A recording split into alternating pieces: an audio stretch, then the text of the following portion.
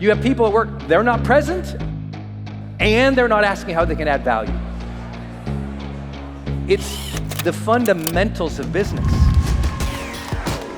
How can I add new value to my coworkers or my peers?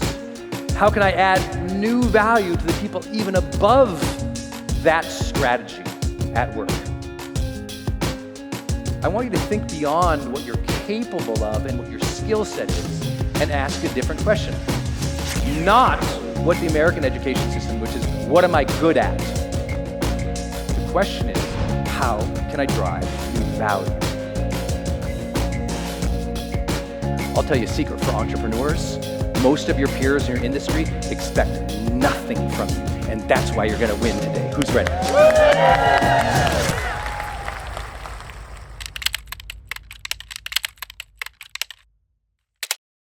All success in work is based on value.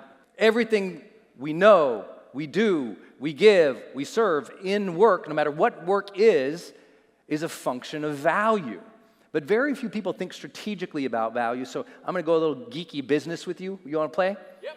Okay.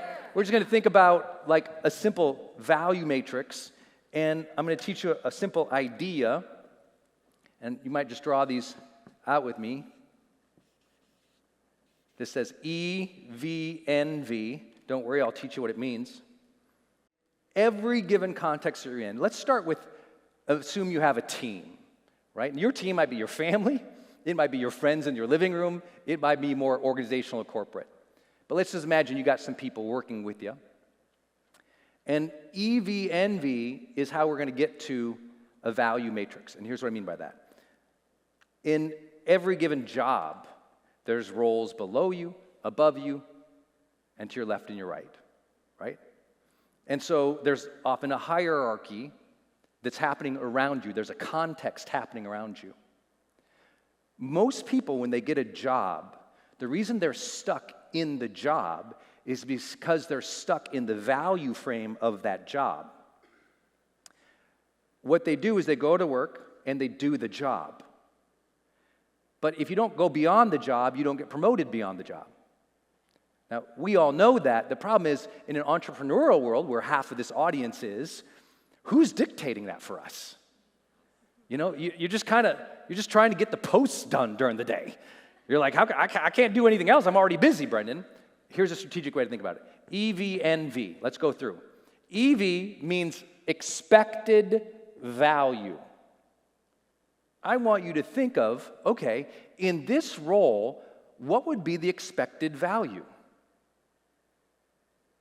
So if you're somebody on salary, you're going, okay, what's the expected value in my job?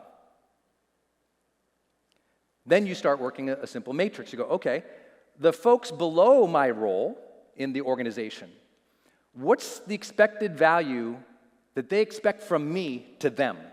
What do they expect? Like, what's that interaction look like? What am I supposed to give them? What's the deliverables? What's the working relationships? What's the meetings? What's the rhythm? All of that. What about my peers, my coworkers? What do they expect from me? I'll tell you a secret for entrepreneurs. Most of your peers in your industry expect nothing from you, and that's why you're going to win today. Who's ready? I'll teach you about the breakthrough in my career and how I got to have all these amazing people in my masterminds. It was a simple value matrix. I'll walk you through. So your peers, what do they expect from you at work, in your company?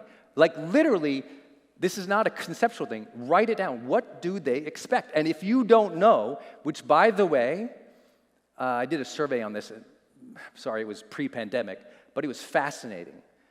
About 65% of the U.S. workforce does not know the expected value that their peers want from them at work.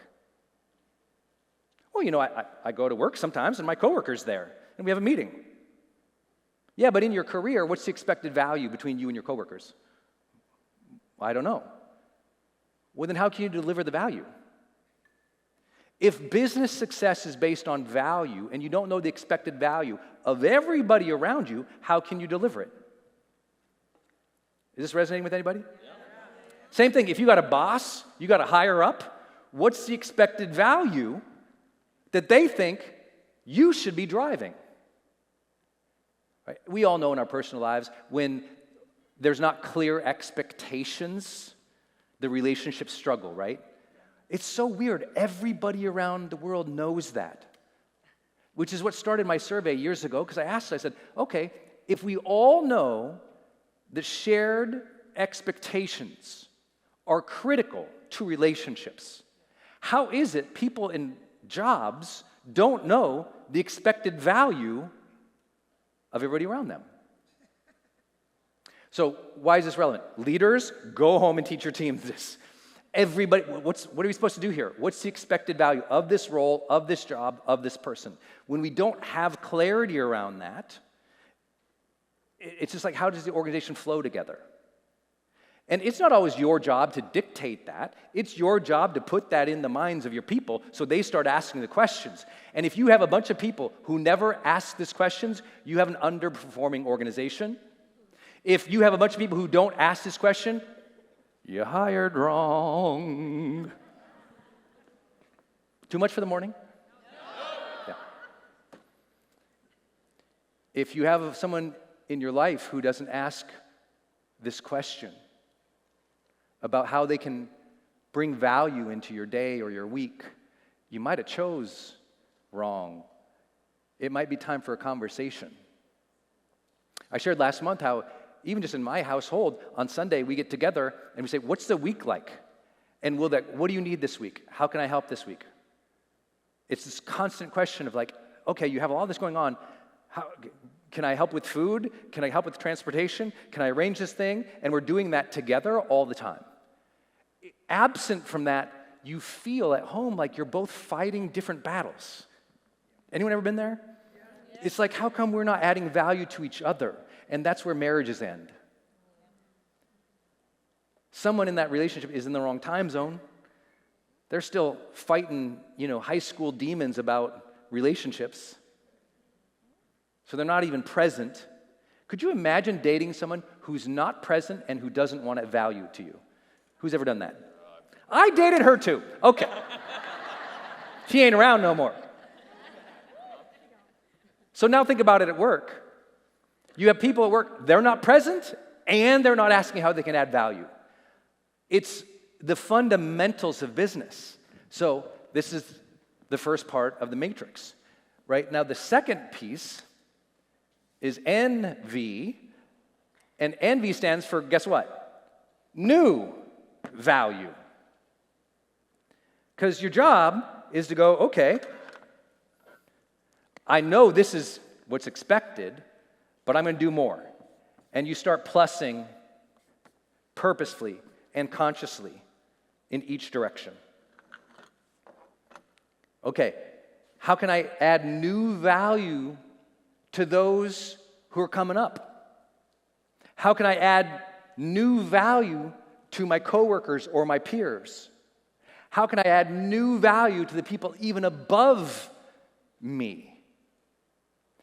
That's the game changer. That is everyone's like, what's strategy at work? That's strategy at work. Because if you don't know that, everything else is fighting fires. Everything else is a sense of urgency. Everything else is uncoordinated. It's just not thoughtful. The way to be thoughtful is always thinking through value. Now think about your customers and your community. And now this starts really building, right? Because this I gave as a metaphor just internally. Right? This was for you, your own psychology, your own team, how you're thinking. But now, you're just going to go out to your customers. You're going to go out to the community. You might even go out to civilization, a bigger picture, and start asking these bigger questions because leaders are asking the bigger questions. So what's the expected value of our customers? How do we go beyond it? What's the expected value of our community? How do we go beyond it? What's the expected value of everybody right now? Let's go beyond it. And when you go beyond it, people are like, what is happening? It will change everything. I'll give you another example from my career. In my world, as we all kind of get bigger in our industry, we start running masterminds and high-end groups, and we do ultra, we start doing, and it ends up being, many of us charge $50,000, then $100,000, then $1 million. Like we start charging way, way, way more. But what's interesting in my industry was like, oh, we're all siloed. Even the big dogs, we don't really talk that much except, when we speak at each other's events or something like that, or when we're at conferences.